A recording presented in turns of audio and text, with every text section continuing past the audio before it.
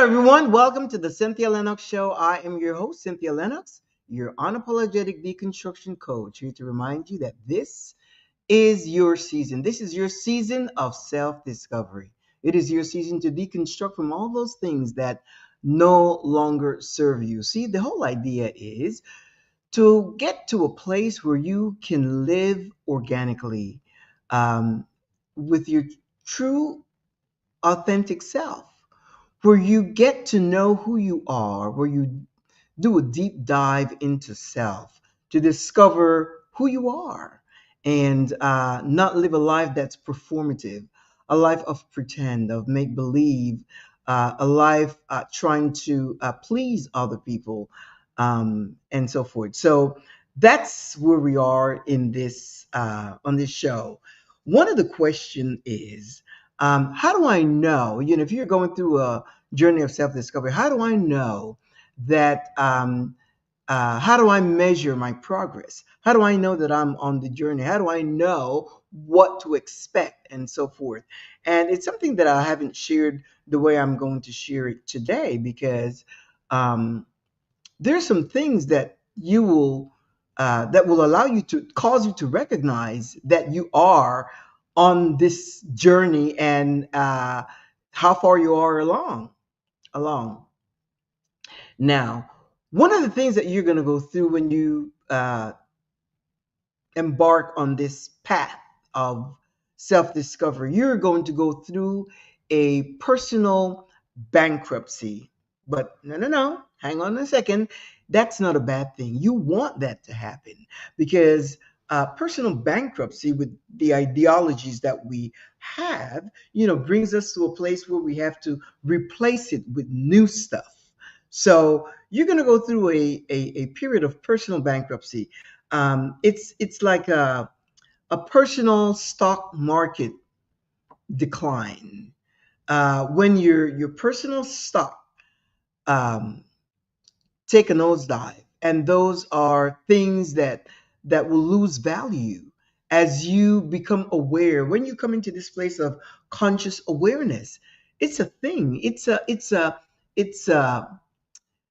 an awareness. It's eye opening, and the things that we valued in the past, they lose their value, they drop. Some relationships that you have will drop in value. Some friendships will lose their value. You'll become aware, wait a minute, this relationship really doesn't serve me. I'm trying too much to keep it going, but it's not reciprocal and it's not working for me, and therefore it will drop. Money will lose its value. And what do I mean by that? In my case, and of course, you will know what works for you. I always say, what I share with you are things that I have not only researched, studied, but there are some things that work for me that I'm sharing with you. But you have the ability to think critically so you can develop and recognize what works for you. And when I say the value of your money will drop, it's not about it's your thought about money. I know before my whole idea regarding money and wealth and prosperity and all of that and abundance had to do with accumulating or having a lot of money, having enough money in the bank, which I still think about. You still want to keep that in mind. To have enough money for emergency funds and just things that you want to do. But when I am planning something, like if I'm planning, uh, let's say I am planning to go to an upscale, high-end restaurant this weekend, I'm not thinking in terms of how much is it going to cost. I'm thinking about the value that it brings to me and those that I will be sharing time with, which in most cases will be my husband. And personally, I like restaurants with nice surroundings. I like restaurants that have good selection of wines. I like restaurants that have a nice menu that I can choose from. Seafood, lobster, this, that, the other. Those are the value that have increased in my stock as the thought of money, the focus on money has decreased. And again, that works for me. um, Keeping up with the Joneses. That's a mindset, if that's part of your thing, that will drop in value. You know why? Because you will determine what are the things that you like. What are the things that you like, and the things that work for you. I know with this whole craze, today you have seen it with the whole revelation of designer bags and so forth, and now that it's been revealed that what you can buy aftermarket is the same as what you pay thousands of dollars for, and so forth. And surprisingly enough, and this, I have had this for the longest time, because I'm not, although I have few pieces of designer things, but that really hasn't been my thing, because came a point where I realized what I like. And what I like is totally different from the Hermes, from the Yves Saint Laurent, Louis Vuitton, Gucci, and things of, no, I give me a ramen bag. And that's my thing. It's not, whether it's popular or not, that's irrelevant. The point is, when I decide this quality of bags is what I like, is what I prefer, this fits me perfectly, then I am really not impressed by the brands that are out there. So I'm not about to go to China to buy a whole bunch of bags, because that's not my thing. So all of that is going to change. Need for validation, that's going to decrease in value. Any need that you have for constant validation, that's going to decrease in value. And you know why? And that is an important one. That is important because if you live your life seeking validation, people may like you for a long time, as long as you are aligned with their values, with their thinking, and so forth. But the moment you step out of their alignment, of their thought process, their ideology, the way they think, the way they process things, the moment you come out of that, you will lose that validation. You will lose it. The appreciation, the approval, consent, you will lose that. So you can't depend on validation from others. You have to know who you are, and function from the truth that you know, in the freedom of your own authenticity, and not seeking validation. Happiness, that will also decrease in value. You know why? Because you will begin to define, or redefine, I should say, what it is that you consider happiness, true happiness. Some people's happiness is their codependency on others, maybe their children, their kids, their grandkids, their friends. Uh, but once you come to a place where you can redefine what happiness means to you, therein lies the value. So what you have now, that may decrease. You will decrease in that. The need to have people around you all the time, that will also decrease in value. The need for love, you will redefine what that means, and that will decrease in value. But see, on the flip side,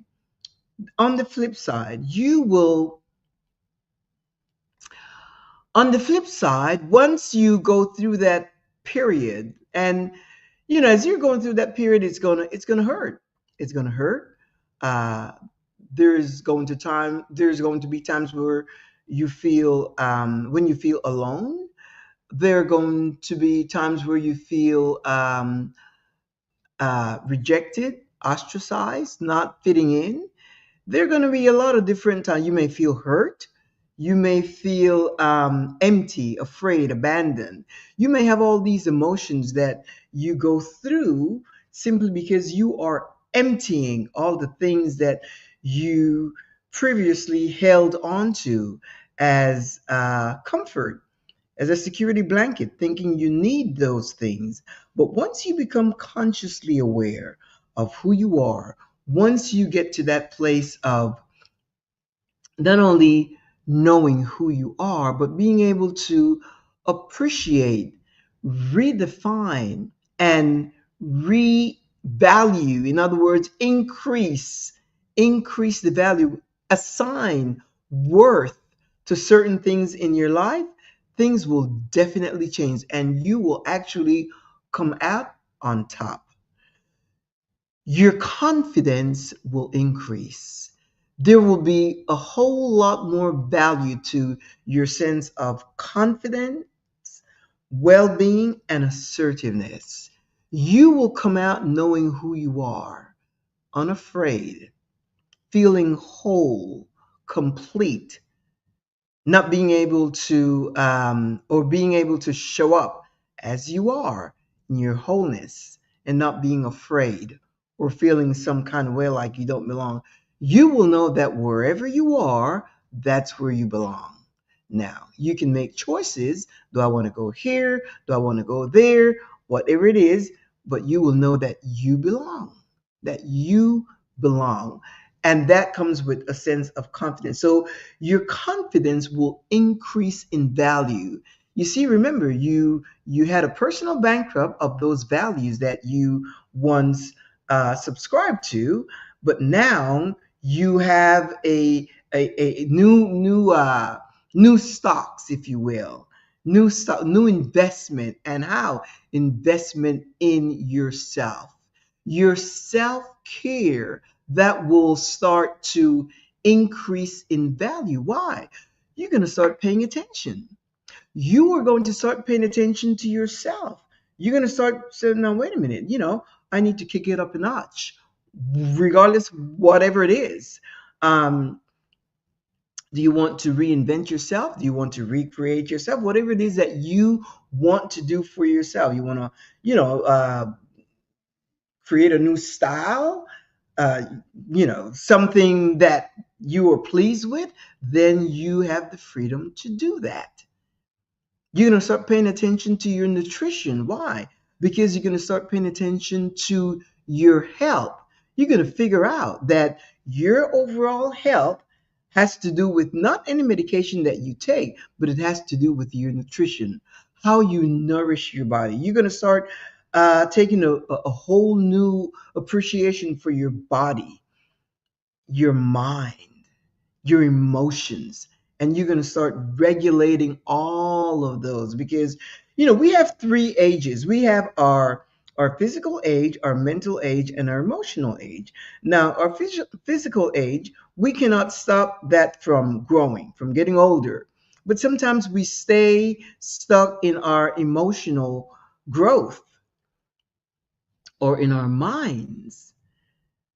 But as you become consciously aware of this journey and of who you are, you will begin to grow in your emotions. Things like emotional intelligence will kick in. You will learn to regulate your emotions so that you can take hold of things that, experiences in life, and you would know how to respond to that and not react, but to respond. So there are so many things that will benefit you with this, with the new stocks that you are investing in. So when I talk about self-care, there's nutrition, there's health, there is, exercise, and all of those things that will aid you to feel your best every day, starting with starting with your mind.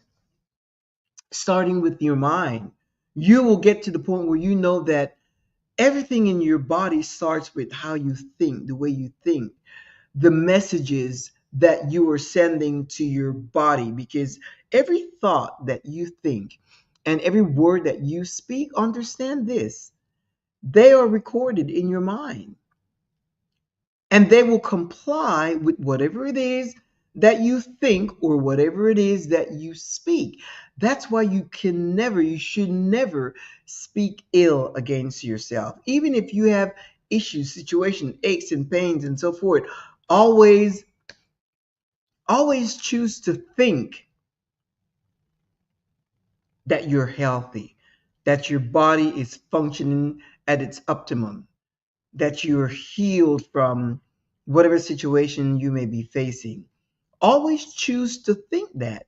And remember that you owe no one an explanation. You don't have to try to, twist your words to accommodate people because they don't get it. No, it's just make sure that you know that everybody know that you're fine. But the thing is this: it's not what people know or think about you. It's what you say to yourself, what you think about yourself, and what you say about yourself. So invest in those stocks, your nutrition, exercise, your health, and all of those things. Make sure that you invest in all of that. Make sure that you're getting good sleep because your body goes into repair mode when you sleep. That's the thing that I had to get used to because in my mind, or I have always told myself that I am most creative at night, wee hours of the morning. So I would stay up late. And my husband would be, he doesn't like that because he prefers that, we go to bed together and so forth. So but most times I would stay up and I would be, my creative juices would just flow. And until I, at some point became aware, consciously aware of the importance of that stock, my sleep stock. I needed to increase it in value to know that I needed, I'm not guided by, you need 8 hours of sleep or 9, 10 hours. No, no, no.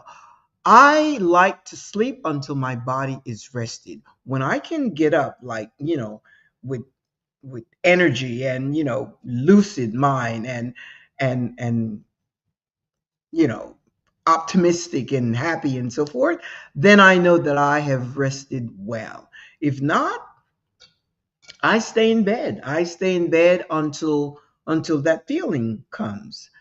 And I know that not everybody has that luxury because some of you may have to uh, put an alarm. I don't like getting up by alarm. I don't have an alarm clock.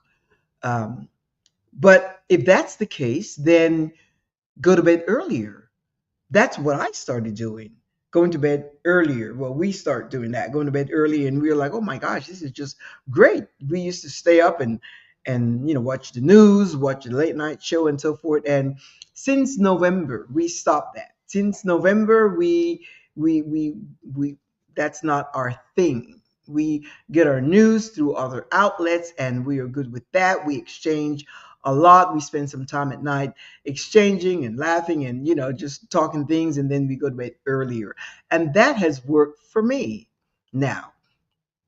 And then I have really not engaged in a lot of physical exercise, but what I did, I like to jump rope, so I'm able to do that at home if I don't want to go out in the morning to walk, because I am raising the stock, my exercise stock, because again, I am consciously aware of the value of these things, and it all fits in to self-care. So I want to encourage you to do the same.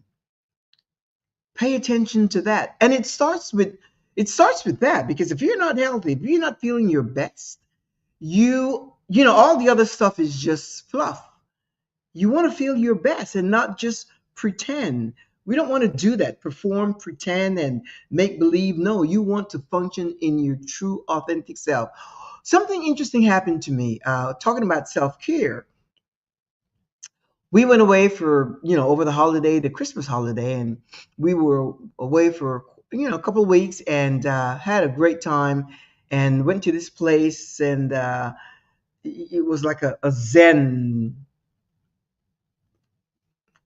clinic, whatever, uh, farm clinic, but it was a restaurant and things like that. And I, I didn't engage in any kind of meditation or anything like that, but the thought came to my mind of the value of really going within and so forth. So I came back with a whole different mindset. And for 2025, I have a lot of social activities that I am attached to, that I am committed to, or engaged in, support. participate, contribute, and so forth in some social groups that I absolutely enjoy. And but for some reason, I have I have felt the need to align myself with my thoughts, with my new awareness. And I'm like, you know what, Cynthia, you need to take a pause. You need to take a pause and recalibrate yourself. Uh, Grow your business, do the things that you need to do, and just navigate solo for a while. And then I put a limit. I'm like, okay, I'm going to do January, February, and then March, I'm going to get back out there. Well, came March, I still was not ready to go out and network and do the things that I really enjoy. I enjoy the people, I enjoy the surroundings, I enjoy the activities, I enjoy all of that. But for some reason, it's not yet aligning with who I am. And what it's telling me is that I'm reaching another level. I'm reaching another level. I'm refining my whole awareness. I'm really discovering deeper, going deeper within. And so I have such peace and comfort. Why? Because I'm aligning with who I am exactly. And I'm not feeling the pressure to have to do things. I'm at a place where I am just being who I am. And you have to make that decision for yourself. Every once in a while, I get a little angst that tells me, well, you need to go back. And as a matter of fact, my husband said, why have you not? He said, well, you haven't been to any of your gatherings and so forth. And I said no. And it's interesting that he noticed that he is mindful of that. I said no. I said no. I'm just kind of taking some time to recalibrate. And he's like, he gets me. And he's like, oh, okay. But you see, that's personal care. I am getting into alignment because when that happens, first of all, you recognize that you're going to another level. And this is just a me thing. You will know that for yourself at some point. But for me, that's kind of where I am. Again, it's self care and it starts with the things in your mind. And, it takes you to a different level of confidence. It takes you to a different level of being assertive. It takes you to a different level of knowledge, of gathering information, learning more. Because, I'm not just sitting at home. You're studying, you're reading, you're learning things, you're growing, you're developing, you're advancing, you are evolving into a better person, a better version of who you are. I am increasing my value. Who determines my value? Moi. I'm the one that determines my value, not someone outside, external. No. And it works for me. Everything is on the increase, leveling up. And I encourage you to do the same. Again, once you go through that personal bankruptcy of devaluing all those things that you once subscribed to, you come to a place. The flip side of the coin is where you start increasing. You start thinking differently, and therefore the stock of your personal care, your friendships, your relationship, money, love, priority, all of that is going to increase. Why? Because you're going to redefine what they mean to you, your happiness. No one can tell you what makes you happy, what happiness is. You know that. You are able to define what that means to you. But you've got to be honest with yourself. Brings you to a place of truth. Truth is something that you want to vigorously pursue. Once you have a hint that something may be Once you have a hint that something may be questionable, it is incumbent upon yourself, you, to go digging in to find out the truth about whatever the issue is, whether it's a social thing, whether it's a family thing, relationship, friendship, religion, whatever it is incumbent, you owe it to yourself to start digging in. We had a conversation this morning, my husband and I, and we were talking about the topic was, does wisdom comes with age? And more than likely, most people would want to say yes, because that is an assumption that we make, that wisdom comes with age. But now psychologists, they have come up with something totally different. Wisdom does not come with age, because I read an article this morning, and it says,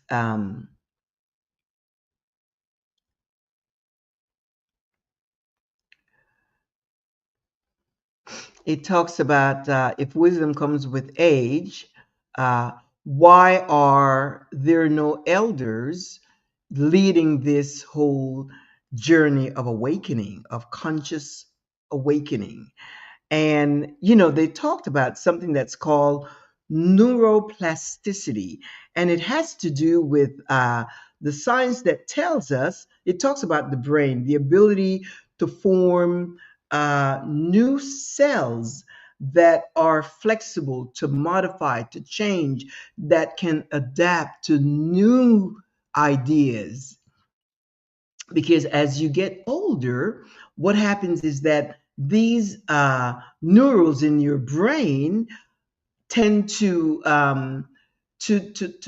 decrease in its functionality. Wherein if you get a kid, someone that's younger, they're curious, they're asking questions, they want to know, and they have such an open mind to learn, to receive, to change, to discover, to search out for things. But as we grow older, the tendency is to become set in our ways and think that what we have known, because it has worked for us all along, that that's the truth. But that is far from it. Because what happens is that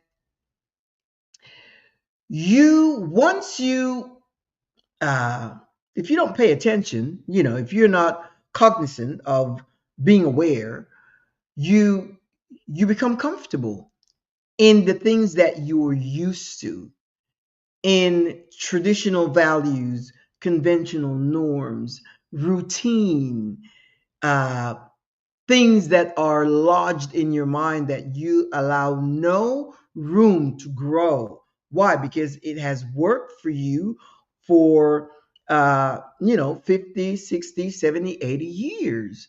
So it doesn't mean that you're wise. It just means that you have experience that are old. Now, they may be experiences and things that work back then, but if you look at us today, things are totally different. Things are totally new. So, can you say wisdom comes with age? Age? Absolutely not. That's not like by default. No. Uh-uh. Neither does information, because you have to have understanding and be able to process things. You have to be able to process information, first of all, to have an understanding.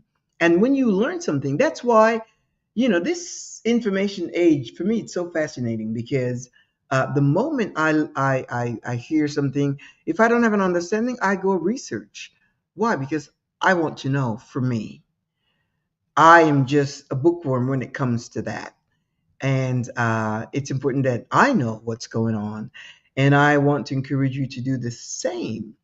Find the truth of things. There's a lot of uh, information that's out there, and information that can affect your life, but information that you can really garner, where you can use your autonomy to process things yourself, and allow your mind to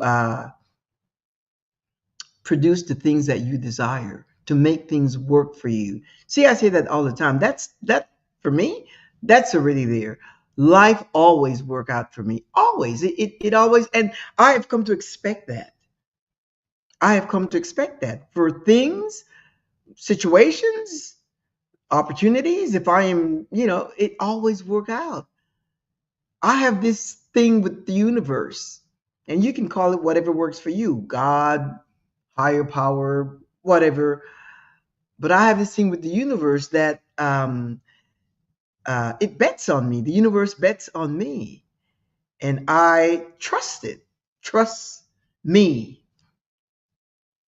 Why? Because I am fully aware of the good things that are within me, my ability, my skills, expertise, and the ability to think critically, to break things down, and to make things uh, workable. I encourage you to do the same. Understand this, my friend. It is not what I say, it is not what anyone says. It is you recognizing that you have the ability to think for yourself. You have the ability to think for yourself, to process information, to analyze things, and to reason. All of that is increasing in value. And as you come to know, to recognize that, you'll see you will assign it, when I say assign it, assign more value to it, to your ability to think like you know what's going on. Just about everybody that I know have uh, some kind of a device, iPad, smartphone, laptop, desktop, whatever. So you can always, and I'm not just talking about a Google search. You will know where to go, and as I shared before, when the student is ready, the teacher will show up. Sometimes I'm looking for stuff and trying to figure things out, and uh, I have this need and I want, but I don't know the source. I don't know where to go for it. And because my mind records the thoughts that I have, I wish I could do this or know this or do that. Because my mind records my thought, because sometimes I don't say it audibly. Sometimes I don't, I'm not verbal. I don't say it audibly.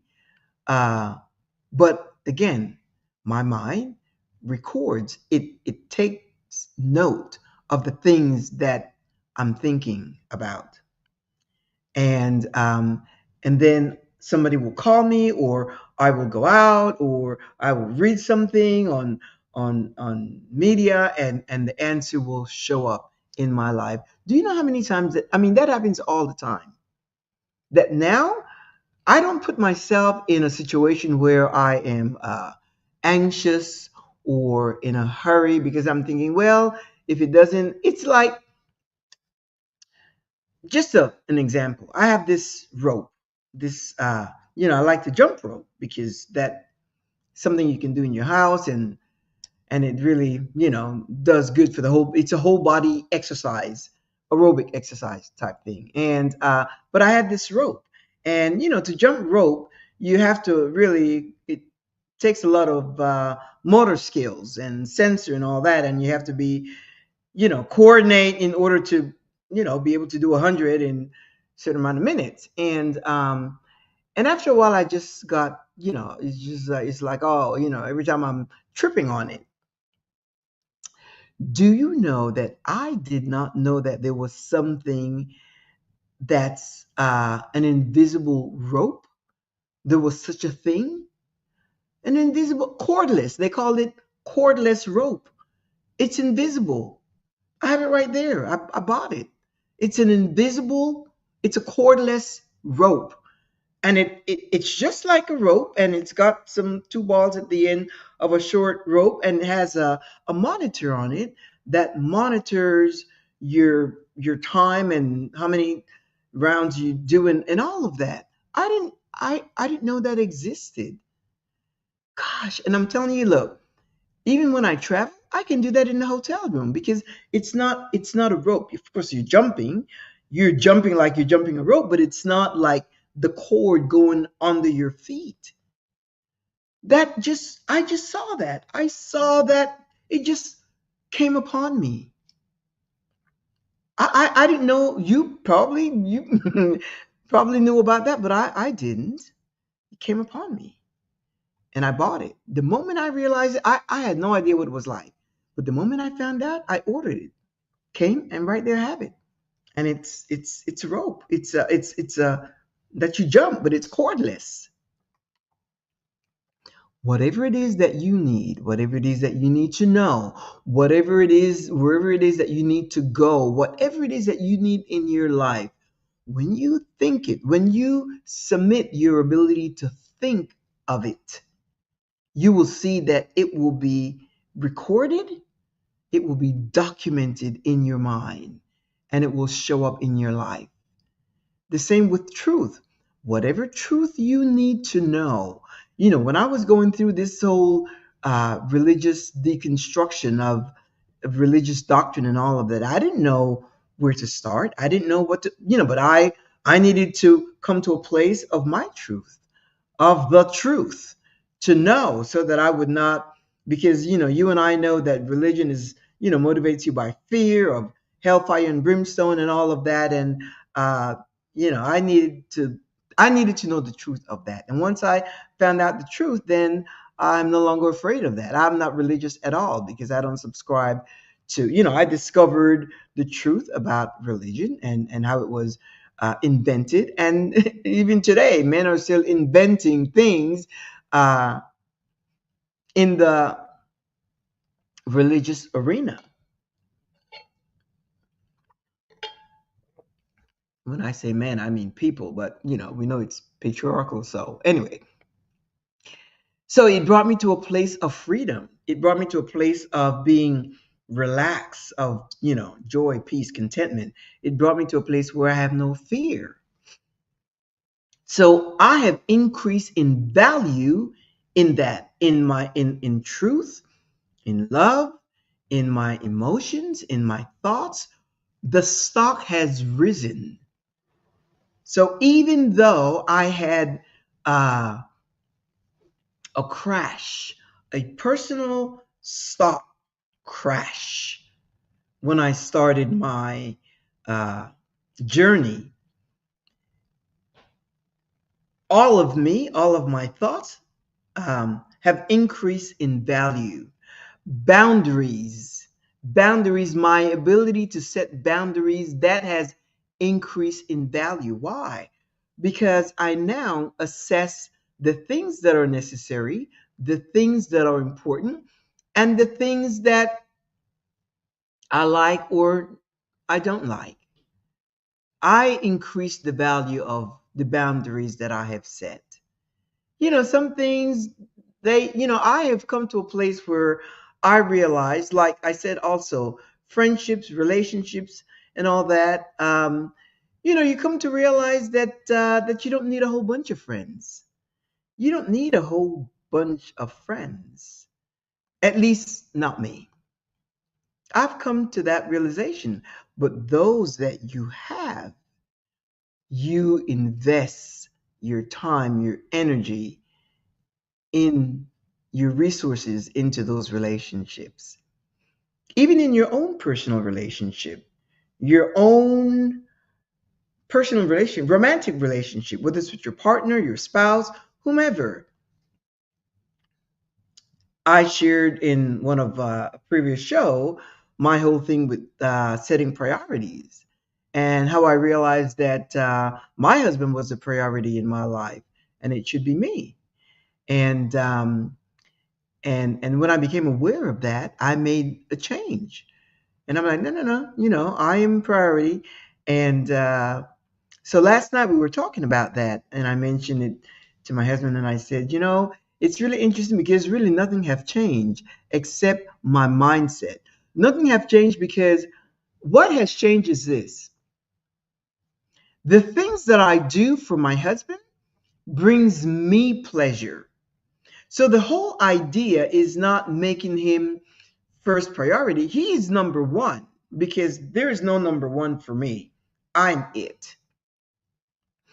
But making him a priority in a lot of things, a lot of situations, a lot of, brings me pleasure. So the whole idea is the pleasure that I get from making him a priority. It's because of the pleasure that I get. It's not because he comes first. It's because of the pleasure that I get. So I am still the utmost priority in my life. There had to be a mind switch, a mindset switch. But see, that's my thing. You have the ability to make those changes yourself with your kids, with your family, with your spouse, your partner. You can make those changes as well. Just change your mindset. And this way, you don't feel like you are depriving yourself and giving preference to someone outside of you. No, no, no, no. No, but the pleasure, like if we have one cookie left, we were last night we were sharing some cookies and whatever, right, whatever, and I gave him one, just then, oh wow, this is good. May I have another one?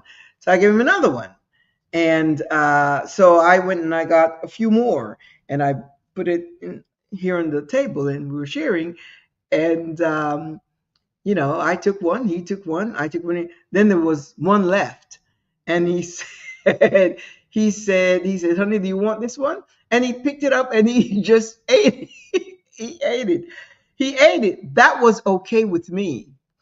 I knew he was going to do that, and I by then I had had enough, and so we laughed at that, but I wasn't upset, angry, or whatever. First of all, if I wanted more, there was more, but the whole idea is it brought me pleasure because he didn't ask for cookie. I'm the one that offered it, and he's like, oh, okay, and he liked it, and the idea of having a cookie while we were talking and exchanging ideas and things of that nature. But it brought me pleasure to see that he enjoyed that cookie. So you can create the environment, the atmosphere, the surroundings, the things that brings you pleasure. Add value to those things, increase their value, and focus on that. Increase their value. The other day, I had a conversation with someone, not a conversation, but I had this post where I said something like, uh, I have no flaws, no imperfections. And those people that know me, they get me, my close circle and so forth. But I don't get into explaining because you know what? I expect or I hope that you would think the same of you. And we were talking, my husband and I, we talk a lot. We just have these conversations, which we enjoy. And I shared with him, I said, no, I don't, my, flaws and imperfections. I said, those are things that other people tell you. But what they tell you is, I mean, you could be mindful of it, but that's not something that you're going to spend time thinking of flaws. No, you're going to focus on becoming a better version of yourself. You're going to focus on your attributes. You're going to focus on your traits. You're going to focus on the characteristics that you like about yourself. You're going to focus on the qualities you like about yourself. That's what you're going to focus on, not on flaws. Like if I were to think, what are my flaws? I don't know what my flaws are. Does it matter? Does it, as far as I'm concerned, that's why I don't buy into this whole religious doctrine about being a sinner, being a filthy rag. I don't buy into any of that.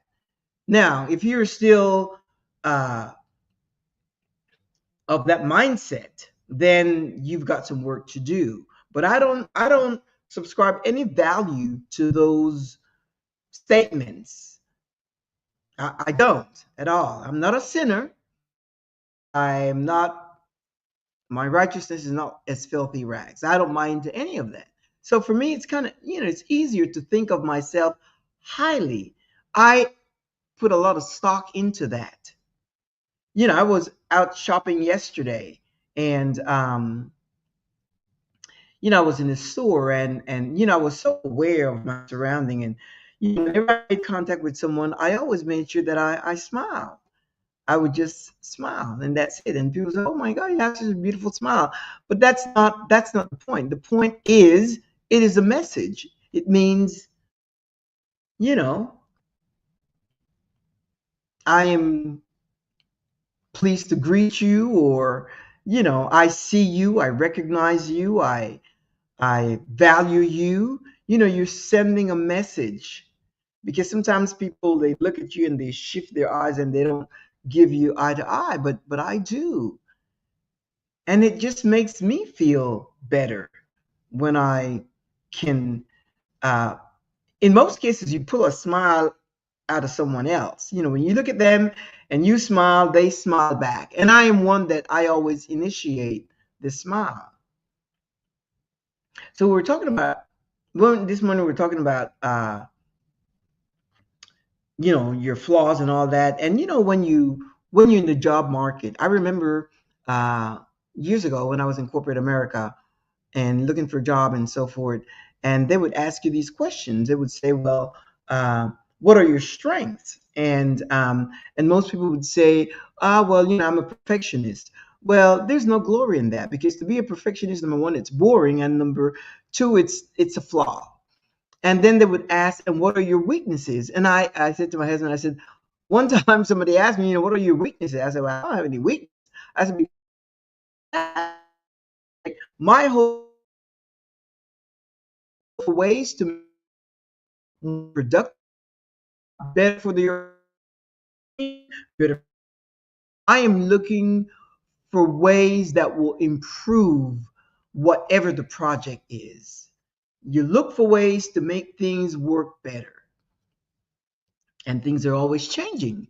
So when you say your weakness, I'm like, I don't maximize on weakness. Like, why would you do that? Get that out of your mind. Weakness, you don't have any weakness. Like, what, I mean, and if you decide that you have weakness, then you will have to work on that. You have to work on that. I maximize on my strengths. I maximize on my the good qualities in me, my traits. I maximize on the characteristics, the attributes that makes me up. I maximize on that, and I define what those are. I give the definition, and so should you.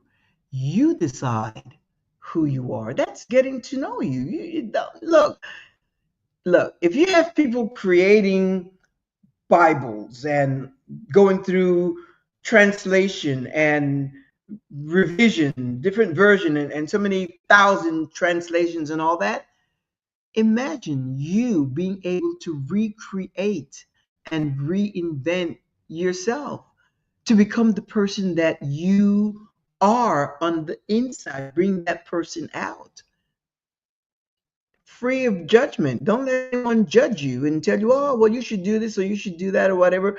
You can listen to what people have to say, and that's good. But ultimately, you're the one that wants to come to a place where you are happy with who you are.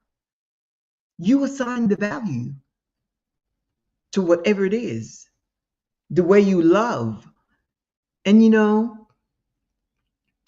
ever since I have been going through this conscious awareness thing, when you talk about love, it's not just romantic love. That's it too, because I feel so much more attached to my husband, and such a greater appreciation for who he is, and the value that he adds to our relationship. But it also allows you to love everything around you, people, things, you know, everything around you. It allows you to see things differently. You add value to those things. You add value. So now Your stock, your personal stock, have taken a shot, has risen, has taken a shot north, upward. Your stock in everything, in love, in your truth, your friendships, your relationships, boundaries, self care, um, uh, giving yourself permission or allowing yourself the freedom to do whatever it is that you want. Your stock has risen, knowing who you are, embracing yourself with wholeness, embracing the qualities uh, of you, embracing your characteristics, your uniqueness, embracing all of that. Your stock has risen. You started with personal bankruptcy and with a declining stock, everything depreciated, your relationships and everything that you subscribe to, now they're on the rise. They're on the rise. That's how you know. That is how you know and measure your progress, especially in the area of confidence. Having the confidence to be you. One of a person that follows me and watches the show and had this uh, thing on Facebook, and she posted a picture and said, "I am so proud of the woman I have become." I saw that and I was like elated. And I said, yes, own it unapologetically. She said that. I am so proud of the woman that I have become. I'm like, oh man, that's the whole idea. She wasn't looking for validation, affirmation, permission, approval, none of that. She said, I am so proud of the woman that I have become.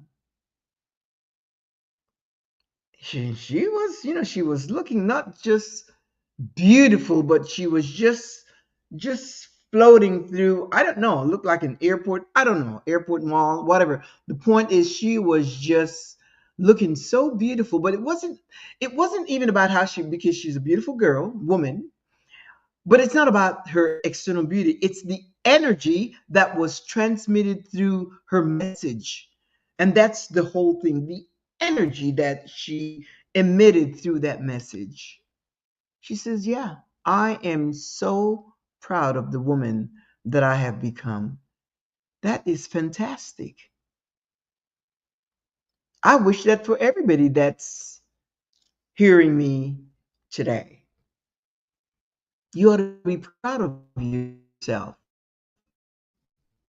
You ought to be proud of yourself. And as you go through this journey and discover and grow into that place of confidence and assertiveness and knowing who you are and being able to love not only your partner and even if you're single, set yourself up, know that you can love yourself. You are independent, you don't rely on anyone. Like sometimes people they become so codependent, and they want people to love them and so forth. No, you when you love yourself, you become attractive to others because people like that. You become attractive because you don't become a burden to someone. Oh, I need you here all the time there. No, you're independent and you're able to give love and you are open to receive love. It is all up to you, my friend. It is all up to you. Recognize the value of your personal stock. And if you know uh, that you've gone through situations where you feel demoralized in your circle or whatever it is, know that even your alone time, you add value to that. The times that that you're alone. You add value to that. You get to appreciate that.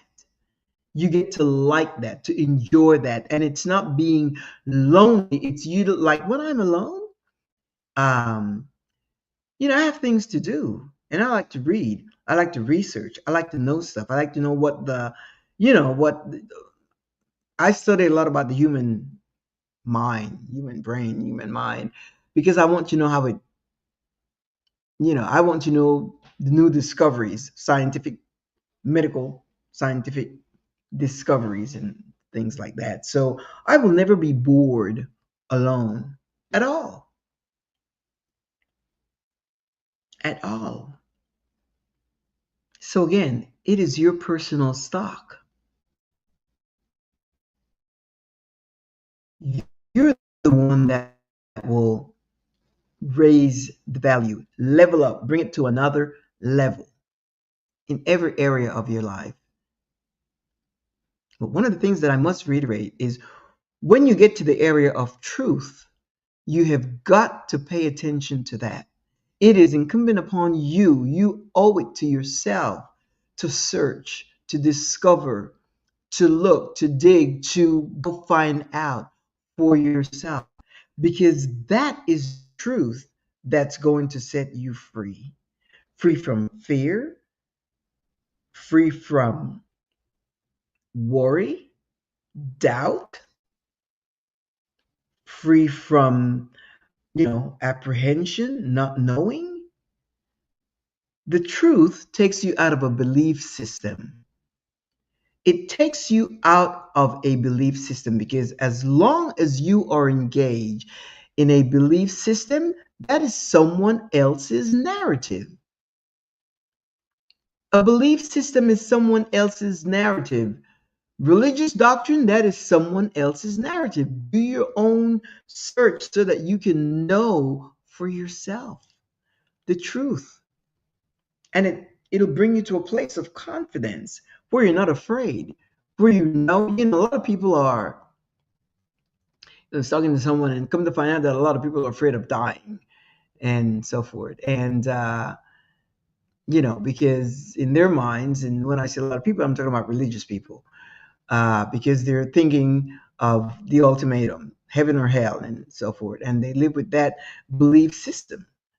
And, you have to realize that energy cannot be created and energy cannot be destroyed. And you are 100% energy. So process that and do with that. Once you understand that, it takes away the fear of death. It takes away the fear of death. Energy cannot be created and energy cannot be destroyed.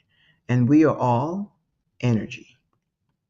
And it's not a matter of heaven or hell because there's no such thing. So, just again, add those thoughts and have it recorded in your mind so that you can come to a place of peace and know that your stock have been elevated. Your stocks have been elevated. I'm going to leave you with that, my friend, for you to ponder on that, for you to think about that, and make sure it works for you because it will. Every Thursday, we meet right here, 2 p.m. Central Standard Time. We, I share with you and so forth. Uh, but if you can't watch the show at 2 p.m., then you see these icons here: Facebook, LinkedIn, and YouTube. You can pick up the show 24/7 and watch 24/7. If you need to drop me a note, go to info@thecynthialinoxshow.com and you can send me a note. I am also a certified life coach. And once you spend time with me, your life is completely transformed. Uh, I offer a 30-minute um, complimentary chat just to make sure that we're both comfortable, and then we take it from there. So I'm going to see you next week, same time, same place. And in the meantime, you have a fantastic weekend. Have a great, of course, tomorrow is Thursday. I mean, tomorrow is Friday. So you want to make sure that you want to make sure that you do what you need to do on Thursday or on Friday, and enjoy your weekend. So hasta la próxima semana, amigos. We will see you then. Ciao.